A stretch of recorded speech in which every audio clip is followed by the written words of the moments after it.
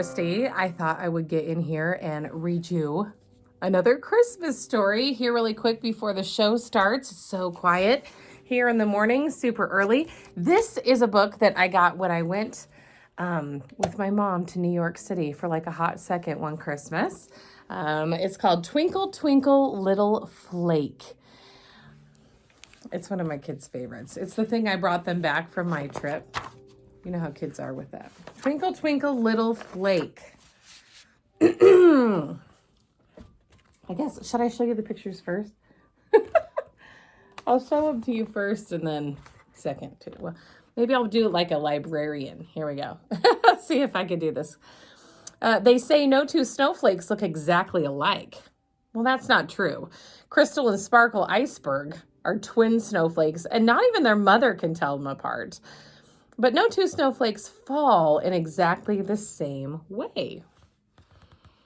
Oh, some drift lazily to earth, riding each breeze and updraft. Others drop straight to the ground like they were taking an express elevator. Some swoop with elaborate barrel rolls and loop-the-loops, making way too big a show of it. Others jump off their clouds with a grim sense of duty, like paratroopers.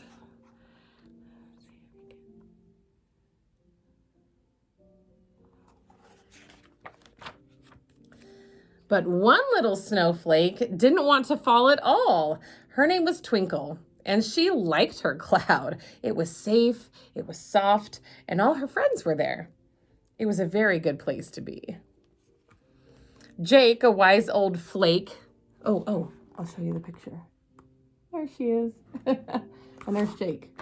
Jake, a wise old flake, sat beside Twinkle. They peered down at the earth far, far below. "That's a big, beautiful world down there," said Jake. "Too big," said Twinkle with a shudder. "I could land anywhere." "That's what makes it beautiful," Jake replied. Even by snowflake standards, Jake was cool.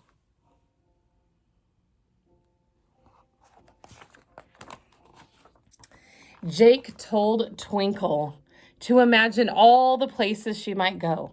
She could wind up as a snowball in London,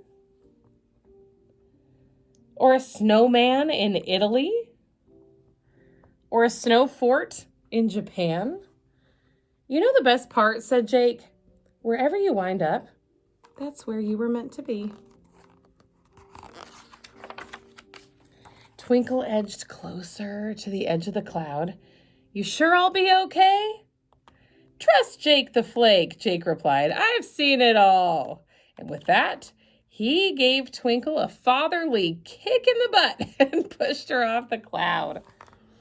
Twinkle was immediately sucked into the engine of a 747 and whisked out of sight. "I ain't never seen that," Jake said.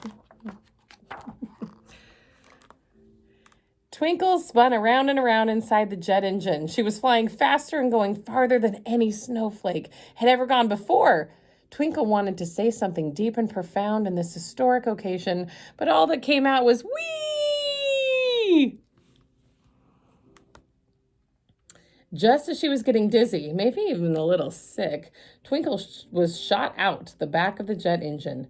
She looked down to see she was drifting toward a most magical place covered with giant sparkling icicles. Twinkle thought this might be heaven. She was close. It was New York City. Twinkle floated into Manhattan.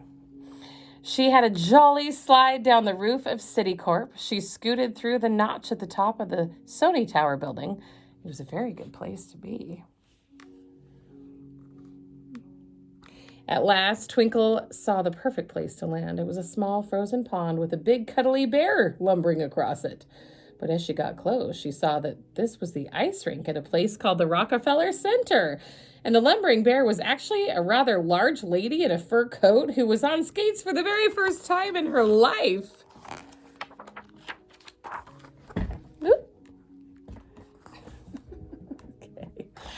Okay. Twinkle drifted toward the ice, closer, closer, when suddenly the rather large lady fell down with a rather large whoomp, and it produced a gust of air that sent Twinkle spinning higher and higher into the night sky.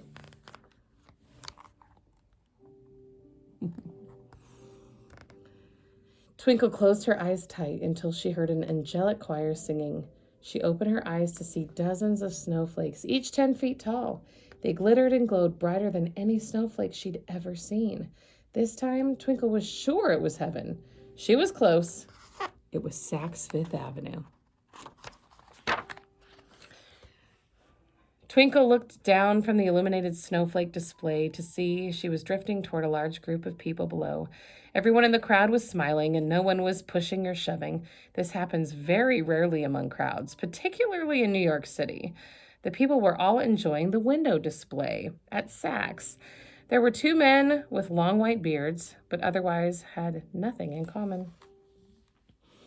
There was a man who had no coat, but wished he had one. And there was a dog who was wearing a coat, but wished he wasn't. No 2 people in the crowd looked exactly alike, except for Tiffany and Crystal Weisberg. They were twins, and not even their mother could tell them apart. And Twinkle realized that her place was with this happy crowd of people. But she didn't land on the 2 guys with beards, or the underdressed man, or the overdressed dog, or the beautiful Weisberg twins. Instead, she landed ever so softly on the eyelash of a baby named Noelle, and for the longest time, Twinkle and Noelle stared at the holiday windows. And then the baby said her very first word, and it was just what Twinkle was thinking. Beautiful. Noelle's mother hugged and kissed her beautiful baby.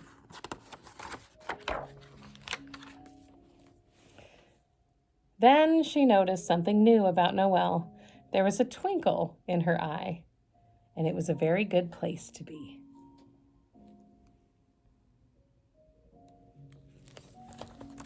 Twinkle, twinkle, little flake. Merry Christmas.